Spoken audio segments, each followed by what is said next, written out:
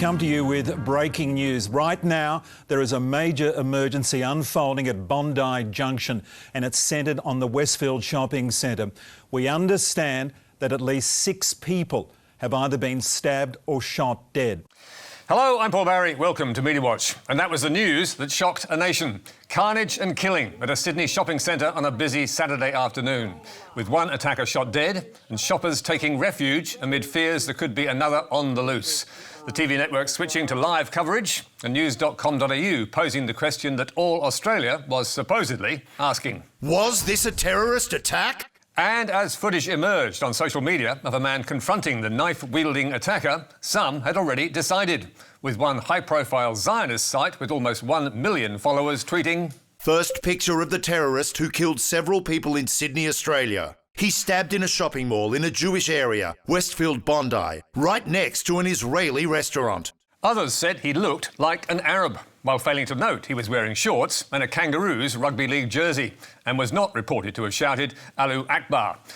With right-wing attention seeker Avi Yemeni posting this to his 560,000 followers on X. And members of a local Bondi Facebook group also rushing to judgment. Gee, I wonder who, what animals were involved. Could it possibly be our exponentially breeding, disproportionately criminal, religiously devout, parallel society incompatibles? If so, extended families should be deported. Every single one. And in the UK, the Murdoch's Talk TV host, Julia Hartley-Brewer, who has almost 500,000 followers on X, was also crying terror. Another day, another terror attack by another Islamist terrorist. 6 dead, others seriously injured, including a baby. Today, it's Australia's turn. How long do our governments think we're going to put up with this? But he was not a terrorist, something New South Wales Police had made clear in a press conference Saturday evening, confirming the killer was known to police and was a rough sleeper with mental health problems. Meanwhile, others were busy pushing alternative facts, with notorious Putin supporter Ozzy Kozak tweeting, "Unconfirmed reports identify the Bondi attacker as Benjamin Cohen." Cohen? Really? And to think so many commentators tried to initially blame Muslims. And a prolific pro-Palestinian activist, Syrian Girl, then amplified his post to nearly 400,000 followers. If this is true, it would explain why I thought he looked Israeli. And before long, 7 News was onto the story, claiming the identity of Cohen as the lone wolf attacker had been confirmed, and telling viewers on Sunday morning, "The attacker, 40-year-old Benjamin Cohen." For the attacker, 40-year-old Benjamin Cohen, he is known to police. But 7 had the wrong guy, with Assistant Commissioner Anthony Cook confirming the killer's name 2 hours later. But a 40-year-old man from Queensland, Joel Couchy, has been identified as the offender in this matter. Nothing that we have, no information we have received, no evidence we have recovered, no intelligence that we have gathered that would suggest that this was driven by any particular motivation, ideology or otherwise. 6 hours later, yes, 6 hours later, 7 apologised. Meanwhile, the real Benjamin Cohen, who is a Sydney student and had been named by Ozzy Kozak in these photos and on social media thousands of times, was being deluged with abuse, telling The Australian, "It's extremely disappointing to me to see people mindlessly propagating misinformation like this without even the slightest thought put into fact-checking. But what's even more disappointing to me is a major news network doing this, using my name, without waiting for a statement from the police to verify this, or going out to try verify it themselves." Meanwhile, the media were leading with the tragic story of the Sydney woman whose baby had been stabbed in her pram, with Sky's Laura Jays setting reporters on the trail. There's one victim I do know about, and it's just so cruel. She was an incredible athlete. She was so smart, so beautiful, and she was just so excited to be a new mother. And all of that was ripped away in seconds here this afternoon. Ashley Good had died in hospital. Doctors were fighting for the baby's life, and the media was soon mining her Instagram page and flashing up photos of her and her daughter with personal details galore. Most media outlets, even overseas, had the decency to blur her baby's face. But the Daily Telegraph did not, splashing the photos online and all over the Sunday paper, which came out late on Saturday. We have blurred them. That night, lawyer Rebecca Giles, a close friend of Ashley Good, made an angry call to editor Mick Carroll, demanding the photos be taken down. And next morning, she followed up with an equally angry letter to warn the paper was breaching copyright and adding that using the private photos was immoral and unethical, having regard to the family's wishes as communicated to you in the clearest of terms. And soon after that came a statement to the media that concluded, overnight, we have been shocked by some media publications reproducing photographs of Ashley, her partner and our baby girl without our consent. It has caused extreme distress amongst Ashley's loved ones, and we request that the photos be taken down. The Telegraph did finally blur the baby pictures, although it did not do as some media did and take all but one approved picture down. We asked Mick Carroll why the telly had refused to follow the family's wishes and took so long to respond. He did not get back to us. So, what do we make of it all? Well, most of the media did a terrific job. But when tragedy strikes, there will always be people who want to use it for political advantage, and there will always be some in the media who aren't smart enough or decent enough to report it responsibly. But now, to D-Day in the marathon defamation trial that has damaged the reputations of almost all dragged into it and has now, sensationally, all but destroyed Bruce Lehrmann's, describing him as a cad, a liar and a rapist. Breaking, Bruce Lehrmann loses his defamation case against Network 10 and Lisa Wilkinson. Justice Michael Lee making this bombshell judgment. Mr Lehrmann raped Miss Higgins. I hasten to stress this is a finding on the balance of probabilities.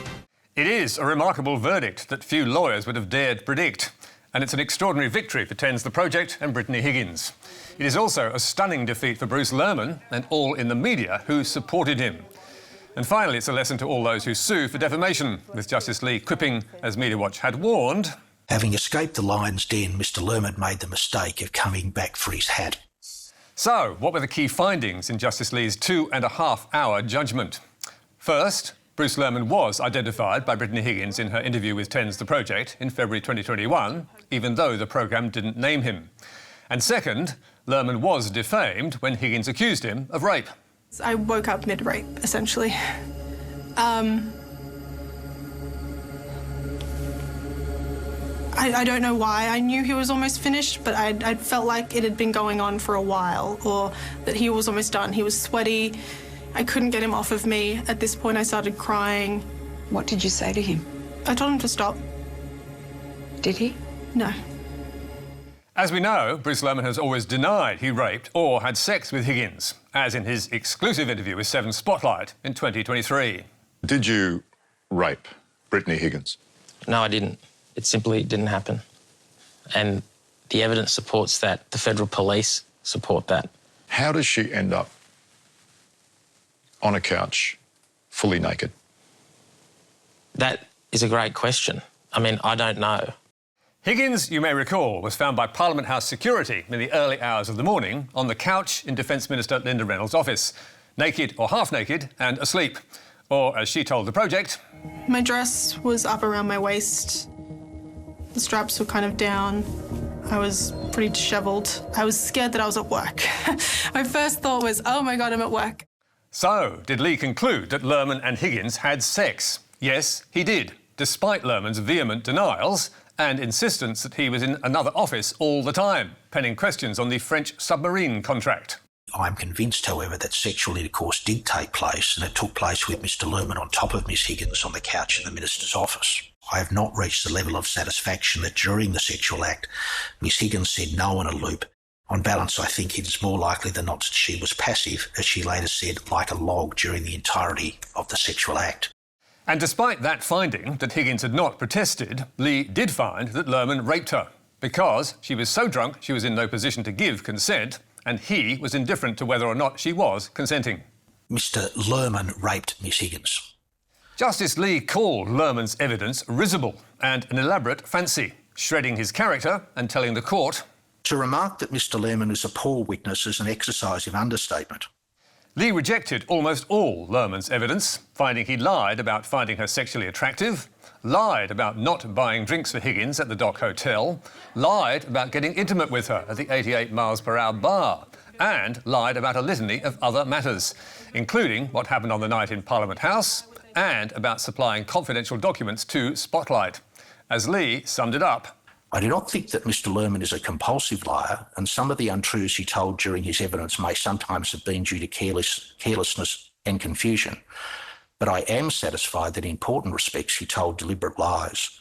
But Lee was not convinced by all of Brittany Higgins' evidence either, even if his judgment of her was nowhere near so damning, telling the court, Ms. Brittany Higgins, Mr. Lehrmann's accuser, was also an unsatisfactory witness. Higgins had deleted texts and photos from the night, said Lee, which showed that she and Lehrmann had enjoyed their evening together. And he said the bruise she claimed to have suffered in the rape was on the wrong leg, concluding, It would be fair to describe her as a complex and in several respects unsatisfactory witness. Nuance is required in evaluating her evidence, and any contentious and uncorroborated aspect needs to be scrutinised warily. So, should 10 have questioned Higgins' account more thoroughly? Justice Lee said it should. And as a consequence of 10's failure, he found that its second line of defence of qualified privilege, which requires journalists to do everything they reasonably can to test a story, would have failed had it been needed. Looked at it from the perspective of both respondents, I find it fell short of this standard for a number of reasons. With Lee saying that 10 passed over inconsistencies in Higgins' account and did not try hard enough to get Lehrmann's response. They resolved from the start to publish the exclusive story and were content to do the minimum required to reduce unacceptable litigation risk. But in seeking millions from 10 and Lisa Wilkinson, it is Lehrmann who ends up being damaged. This case was in court for 22 days, with highly paid silks on each side, and the costs could top $10 million. Lehrmann, or his backers, whoever they are, will have to foot the bill. And he is not the only loser, with several of the players copping a whack to their reputation. The project's Lisa Wilkinson, said Lee, ought to have known her Logie's speech that delayed the criminal trial was fraught with danger, adding she showed a lack of candour in the witness box. He also said 10 let her down by giving her the wrong legal advice, and he condemned the behaviour of its legal advisor, Tasha Smithies. Lee also slammed the project for spreading confusion and collateral damage, telling the court that winning the case does not mean that their conduct was justified in any broader or colloquial sense. The contemporaneous documents and the broadcast itself demonstrate the allegation of rape was a minor theme and the allegation of cover-up was the major motif. And he described some of these allegations by Higgins and the project as insufficiently scrutinised and factually misconceived conjecture. Trial of the century is a term that's often bandied around, but even before this judgment, legal experts were saying the case was unlike any before it, in that what started as a defamation action morphed into a de facto trial for rape, and then of media ethics. And in damaging so many reputations, it has continued a long-running saga that's hurt almost everyone it touched, including DPP Shane Drumgold, Inquiry Chair Walter Sofronoff, then Defence Minister Linda Reynolds, and our now ex-PM Scott Morrison. And it is not over yet. There's another defamation case coming to court between Reynolds and Higgins, and Lehrmann is facing committal on a second set of rape charges that'll be heard in a Toowoomba court in June, to which he has entered a not guilty plea. It really is the story that keeps on giving, or if you're caught in the maelstrom, the story that keeps on taking. With 7 confirming today that Mark Llewellyn, the EP of Spotlight, which ran exclusive interviews with Lehrmann, is no longer with the network. Thus joining Taylor Auerbach, the Spotlight producer who landed the Lehrmann interviews, and his former good mate and fellow producer Steve Jackson on the dole queue. All in all, it has taken quite a toll. But now, to the snowy mountains, the Kosciuszko National Park, and the fight to control or save the Brumby. A control method with a controversial past is back on the table. The reality is that their population over the last decade or so has exploded. There are too many horses in the park. So aerial shooting, which was banned in the year 2000, will once again be allowed. New South Wales Parks and Wildlife say Brumby numbers in the Kosciuszko National Park are once again out of control, and there are now up to 24,000 horses running wild, a claim that 2GB's Ray Hadley dismisses bluntly. Pig's bum. There are not. The fact is they don't know how many are there. But whatever the real figure, the New South Wales government regards Brumbies as a feral pest, and it's planning to cut their number to 3,000 by shooting them. And it's closing large parts of the park over winter to get the job done.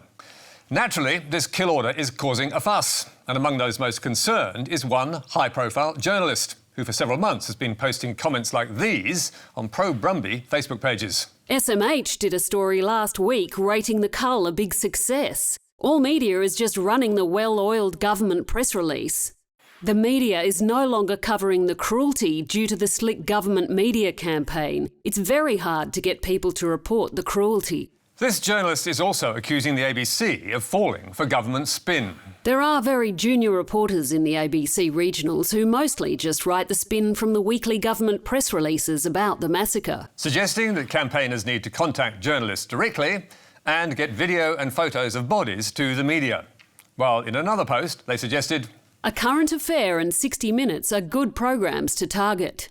This well-known journalist has also been offering Brumby lovers useful tips on how to campaign, advising that in writing a pitch to get the media on side, the first paragraph must nail it. 400 words or 1 page maximum. Send photos and video. And offering suggestions on PR companies and lobbyists to use for any campaign. And, unsurprisingly, these tips have been gratefully received by those opposing the cull. I've been talking to a high-profile journalist who wants to help us. She says we need media campaign. So, who is this journalist? Well, here is a clue.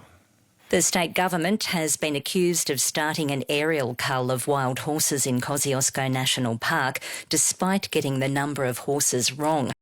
Yes, it brings us no joy to say the journalist behind all those Facebook posts is Jamel Wells, a long-time ABC court reporter and newsreader who only last week was presenting this story about the Brumby cull.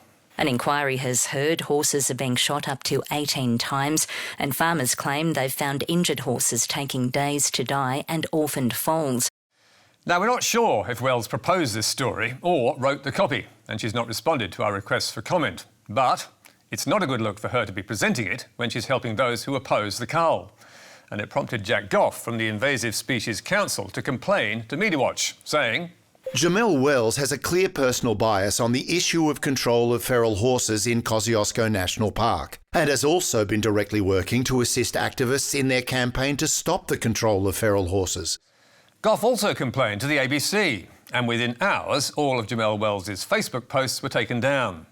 We asked the ABC what happened, if it defended her online activism, and what the consequences would be. We were told, we're investigating the matters that have been raised. The ABC doesn't comment on confidential staff matters. Confidential? Really? Surely this is a public matter. We understand that killing these horses is an emotive issue that upsets some people greatly. But we can't understand why an ABC journalist would compromise the ABC's independence by publicly involving themselves in such a campaign. And we find ourselves in agreement with new ABC chair Kim Williams, who warned staff last month about exactly this, telling 2SER, if you don't want to reflect a view that aspires to impartiality, don't work at the ABC. I really think this is a very serious issue. So do we. And it's time it was sorted. That's all from us for tonight. Don't forget Media Bites on Facebook, YouTube and Instagram. But for now, until next week, goodbye.